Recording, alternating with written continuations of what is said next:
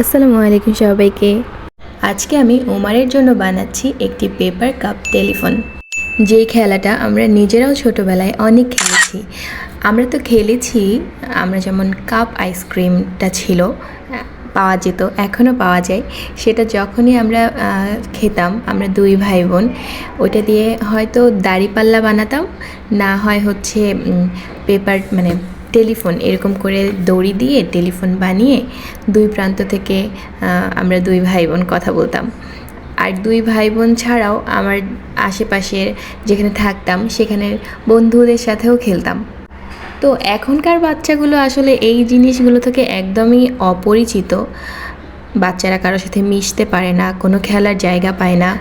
বাবা মাকে এগুলো দিয়ে খেলতে হয়, এগুলো বের করে করে বাচ্চাদের সাথে খেলা দিতে হয়। আমি চেষ্টা করি যে আমি ছোটোবেলায় যে খেলাগুলো খেলেছি সেগুলো যেন আমার বাচ্চাও খেলতে পারে, মানে সেইগুলো সম্পর্কে জানতে পারে। প্রতিদিন তো আর খেলনা কিনে দেওয়া যায় না, আর বাচ্চাদের একটা খেলনার প্রতি বা একটা খেলার প্রতি খুব বেশিক্ষণ আকর্ষণ থাকে না।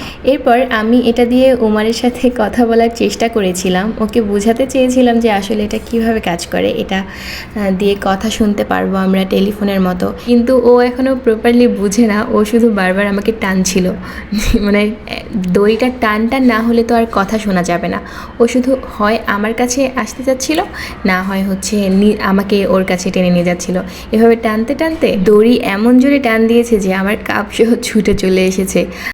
ও হয়তো আর কয়েকদিন গেলে বুঝতে পারবে ইনশাল্লাহ।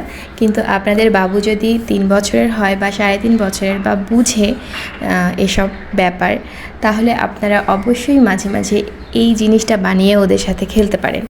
বাচ্চারা আসলে আমাদের থেকে সময়টাই চায়, আমাদের সাথে খেলতে চায়, আমাদের পুরো অ্যাটেনশনটাই ওরা চায়। আশা করছি ভিডিওটি আপনাদের ভালো লেগেছে। আপনাদের যদি কারো বাবু থেকে থাকে অবশ্যই আপনারা তাদের সাথে এই খেলাটা খেলতে পারেন। সবাই আমার জন্য, আমার ফ্যামিলির জন্য দোয়া করবেন। আসসালামু আলাইকুম।